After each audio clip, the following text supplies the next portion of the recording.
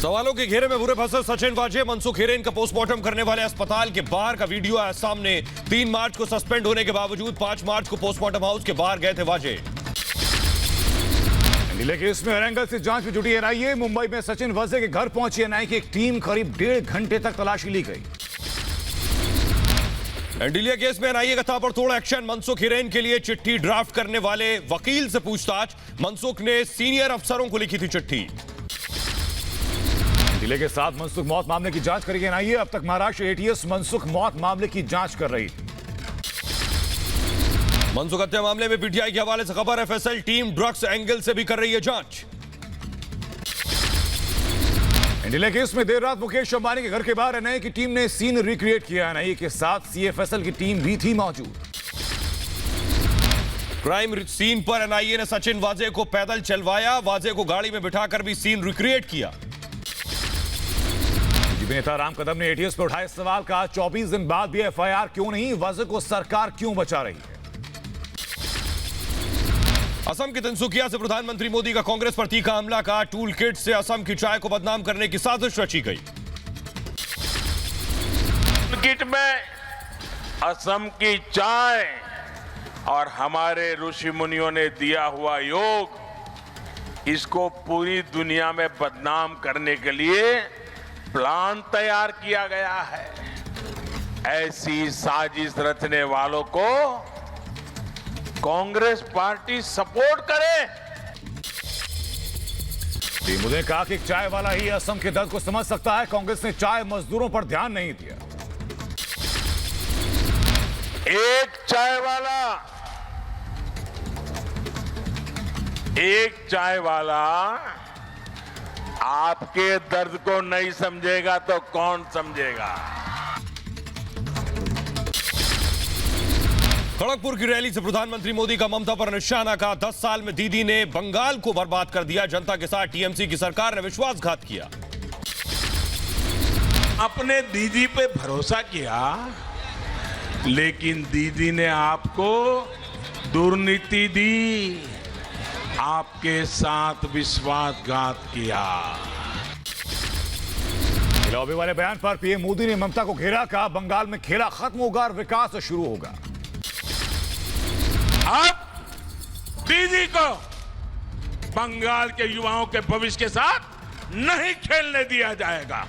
पूरा बंगाल आज कह रहा है, ये हमारा पश्चिम बंगाल आज कह रहा है, खेला शेष होवे, विकास आरंभ होवे।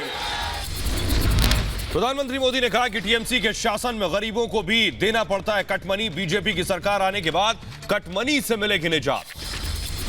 मोदी की रैली में लोगों का जोश दिखा। पीएम के मंच पर पहुंचने पर लोगों ने किया डांस। पश्चिम बंगाल के हल्दिया में प्रधानमंत्री मोदी ने सरकार ममता सरकार पर हमला बोला। कहा बंगाल में लागू नहीं होने देंगे सीए और एनआरसी। ये कहा ममता ने अर्थव्यवस्था को लेकर मोदी सरकार को घेरा। कहा बीजेपी और मोदी सरकार ने देश की अर्थव्यवस्था को बर्बाद कर दिया। 23 मार्च को बंगाल का दौरा करेगी चुनाव आयोग की टीम। चुनाव की तैयारियों की करेगी समीक्षा। पश्चिम बंगाल के नॉर्थ 24 परगना में बीजेपी और टीएमसी कार्यकर्ताओं में झड़प। 2 बीजेपी कार्यकर्ता घायल, अस्पताल में इलाज जारी। पश्चिम बंगाल में मतदान से पहले सियासी घमासान जारी। सिलीगुड़ी में टीएमसी कार्यकर्ताओं का प्रदर्शन। बीजेपी पर दीवार हथियाने का आरोप लगाया। चुनाव से पहले फिल्मी सितारों का राजनीतिक दलों के साथ जुड़ना जारी। कोलकाता में अभिनेत्री तृणा भट्टाचार्य और अभिनेता नील भट्टाचार्य टीएमसी में हुए शामिल। पश्चिम बंगाल के लिए बीजेपी कल अपना घोषणा पत्र जारी करेगी। कोलकाता में गृह मंत्री अमित शाह की मौजूदगी में जारी होगा। अमित शाह बंगाल और असम में ताबड़तोड़ प्रचार करेंगे। कल से लगातार 1 हफ्ते तक बंगाल और असम में जनसभाएं करेंगे। पुडुचेरी में भी चुनाव प्रचार करेंगे पीएम मोदी। 30 मार्च को प्रधानमंत्री मोदी रैली को संबोधित करेंगे। पुडुचेरी में 6 अप्रैल को डाले जाएंगे वोट। असम के तिनसुकिया में आईओसी रिफाइनरी के कर्मचारियों से मिले राहुल गांधी। का नोटबंदी और जीएसटी ने हिंदुस्तान की रीढ़ की हड्डी तोड़ दी। असम के तिनसुकिया में राहुल गांधी का बड़ा ऐलान। कहा सरकार बनने पर कांग्रेस देगी 5 लाख लोगों को रोजगार। महिलाओं को हर महीने 2000 रुपए मिलेगा भत्ता। पश्चिम बंगाल में बीजेपी उम्मीदवार और एक्टर यशदास गुप्ता ने नामांकन से पहले शक्ति प्रदर्शन किया। कैलाश विजयवर्गीय भी रहे मौजूद। असम के चबुआ में एएसयू कार्यकर्ताओं का प्रदर्शन। सीएम सर्बानंद सोनोवाल के रोड शो के दौरान जताया विरोध। असम सरकार के मंत्री और बीजेपी नेता हेमंत बिस्वा शर्मा ने जीत का दावा ठोका। कहा पहले फेज की 47 में 45 सीटों पर मिलेगी जीत, विपक्ष के पास कोई मुद्दा नहीं। केरल में यूडीएफ ने जारी किया घोषणा पत्र, 5 लाख गरीबों के लिए घर समेत कई और लुभावने वादे। तमिलनाडु विधानसभा चुनाव के लिए सीएम पलानीस्वामी ने प्रचार तेज किया, रोड शो के जरिए दिखाई ताकत। तमिलनाडु में बीजेपी ने जीत के लिए झोंकी ताकत, राज्य बीजेपी उपाध्यक्ष ने पार्टी के लिए मांगे वोट। केरल में बीजेपी प्रत्याशी पर जानलेवा हमला, बीजेपी ने सीपीएम पर हमले का आरोप लगाया, घायल बीजेपी उम्मीदवार अस्पताल में भर्ती। दिल्ली में भारत और अमेरिका के बीच रक्षा क्षेत्र में कई अहम करार हुए, राजनाथ सिंह ने कहा रक्षा क्षेत्र में सहयोग बढ़ाने पर सहमति बनी। अमेरिकी रक्षा मंत्री लॉयड ऑस्टिन ने दिल्ली में शहीदों को दी श्रद्धांजलि, नेशनल वॉर मेमोरियल जाकर शहादत को नमन किया। ब्रिटिश प्रधानमंत्री बोरिस जॉनसन भारत दौरे पर चेन्नई भी जा सकते हैं। अप्रैल के आखिरी हफ्ते में बोरिस जॉनसन करेंगे भारत का दौरा।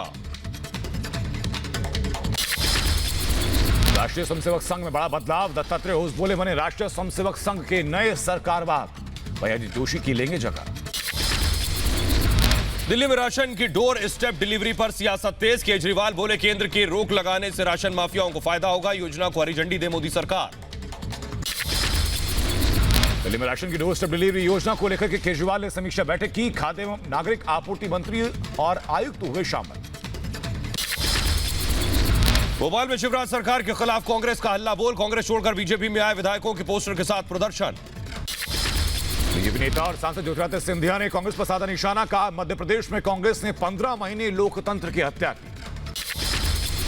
पंजाब के तरनतारन में किसान मजदूर संघर्ष कमेटी का प्रदर्शन, किसानों ने ट्रैक्टर ट्रॉली मार्च निकाला।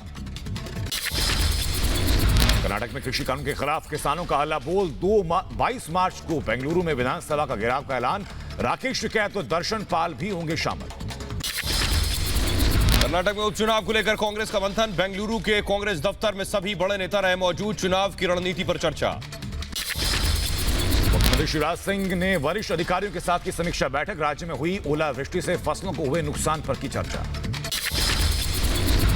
मध्य प्रदेश के शाहजहांपुर में किसानों पर टूटा कुदरत का कहर, तेज आंधी और बारिश ने गेहूं की फसल बर्बाद की, किसानों की बड़ी चिंता।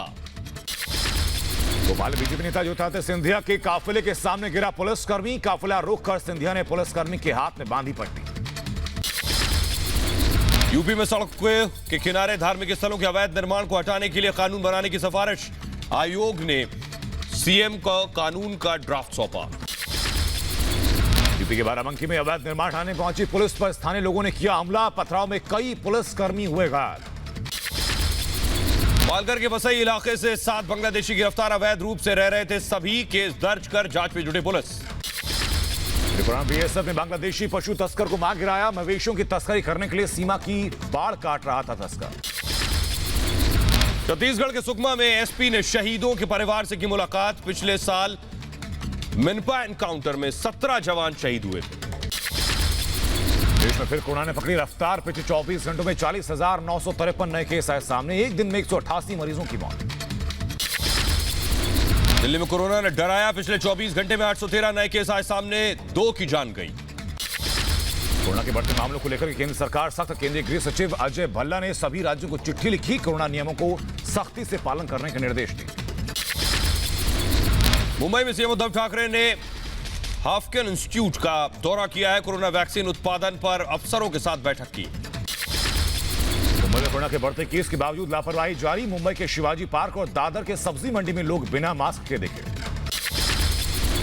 कोरोना पर बीएमसी सख्त, दादर सब्जी बाजार में अवैध हॉकर्स पर कार्रवाई, कोरोना के बढ़ते मामलों के चलते काटे चालान।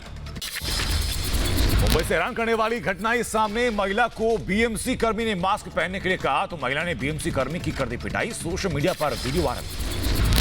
महाराष्ट्र के नागपुर में पुलिस की पार्टी का वीडियो वायरल हुआ, एसीपी के ऑफिस में चल रही थी पार्टी, 3 पुलिसकर्मी सस्पेंड। नागपुर समेत महाराष्ट्र में लगातार बढ़ते कोरोना केस पर पूर्व सीएम देवेंद्र फडणवीस का बयान, अभी तक मात्र 55% वैक्सीन का हुआ इस्तेमाल, महाराष्ट्र सरकार को ध्यान देने की जरूरत। मुख्यमंत्री शिवराज सिंह चौहान ने कोरोना पर चिंता जताई है, कहा कोरोना के खिलाफ युद्ध में लोगों का सहयोग चाहिए, सीएम ने सभी से मास्क लगाने की अपील की। कर्नाटक में कोरोना को लेकर के प्रशासन का सतर्कता अभियान, मंगलूर बॉर्डर पर केरल से आने वाले लोगों की जांच जारी। दिल्ली के हर सरकारी अस्पताल में कम से कम 6 कोरोना वैक्सीनेशन सेंटर बनाने के आदेश। अस्पतालों को सेंटर बनाने के लिए 22 मार्च तक का समय दिया गया। इंदौर की सेंट्रल जेल में कैदियों को कोरोना वैक्सीन लगाया गया। जेल के कई कैदी और स्टाफ कोरोना पॉजिटिव पाए गए थे। दिल्ली के सिंघू बॉर्डर पर आंदोलनकारी किसानों के टेंट में आग लगने से हड़कंप। टेंट में रखा सारा सामान जलकर खाक। दमकल विभाग ने आग पर काबू पाया। महाराष्ट्र के रत्नागिरी में केमिकल कंपनी में ब्लास्ट, धमाके में 4 लोगों की मौत। दिल्ली के पहाड़गंज इलाके में आग का तांडव। मोतिया खान के डीडीएल फ्लैट में लगी आग। उत्तर प्रदेश के उन्नाव में यात्रियों से भरी तेज रफ्तार बस डिवाइडर से टकराकर पलटी। हादसे में 5 महिलाओं समेत 9 यात्री घायल। गाजियाबाद में शताब्दी ट्रेन के पार्सल डिब्बे में लगी आग। कुछ देर बाद ही आग पर काबू पाया गया। सीतापुर में आग से 12 घर जलकर खाक हुए। हादसे में एक बच्चे की मौत, 4 लोग गंभीर रूप से झुलसे। मध्य प्रदेश के छिंदवाड़ा में जिला अस्पताल में 5वीं मंजिल से कूदकर जान देने की कोशिश। कूदने से पहले ही सुरक्षा कर्मियों ने युवक को पकड़ा। दिल्ली पुलिस की बड़ी कार्रवाई। आनंद विहार इलाके में अवैध हुक्का बार पर रेड। हुक्का बार के मालिक, संचालक समेत अन्य कई पर कार्रवाई। यूपी के बदायूं में वैक्सीन लगवाने के नाम पर रिश्वत लेते वीडियो वायरल। स्वास्थ्य विभाग में मचा हड़कंप। नोएडा पुलिस को बड़ी कामयाबी। ऑनलाइन फ्रॉड गैंग का पर्दाफाश, 3 आरोपी गिरफ्तार। मोबाइल की हार्ड डिस्क, पासपोर्ट, विदेशी करेंसी बरामद। यूपी के बहराइच में एक घर में के बाहर हंगामा और मारपीट। घटना का वीडियो वायरल होने के बाद एक्शन में पुलिस। कानपुर में दबंगों ने युवकों को बेरहमी से पीटा। सोशल मीडिया पर वीडियो वायरल।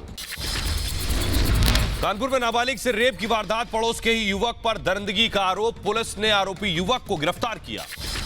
उत्तर प्रदेश के संभल में आतिशबाजी के चलते लगी भीषण आग। बारात में आतिशबाजी से लगी आग। काफी मशक्कत के बाद आग पर पाया गया काबू। यूपी के बदायूं में रोड रोलर और वैन में भिड़ंत। हादसे में 1 की मौत, 8 लोग घायल। यूपी के अलीगढ़ में 14 साल के बच्चे का शव मिलने से सनसनी। परिवार में कोहराम। पुलिस ने पोस्टमार्टम के लिए भेजा शव। यूपी के सीतापुर में जमीन विवाद में 2 पक्षों में मारपीट। 1 की मौत, 6 लोग गंभीर रूप से घायल। उत्तर प्रदेश के सहारनपुर में फर्जी दरोगा गिरफ्तार। लोगों को डरा धमकाकर पैसे वसूली करता था नकली दरोगा।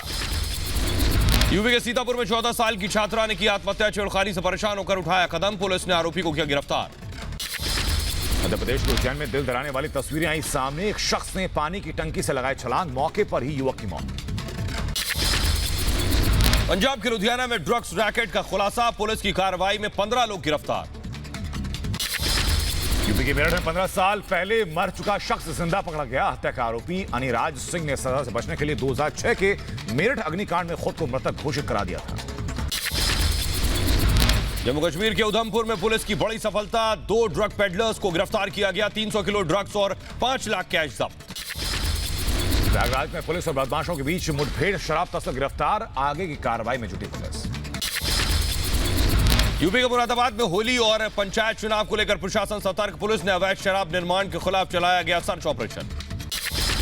बिहार के मुजफ्फरपुर में पुलिस की बड़ी लापरवाही। नदी से बरामद शव को ठेले पर लादकर पोस्टमार्टम के लिए भेजा गया।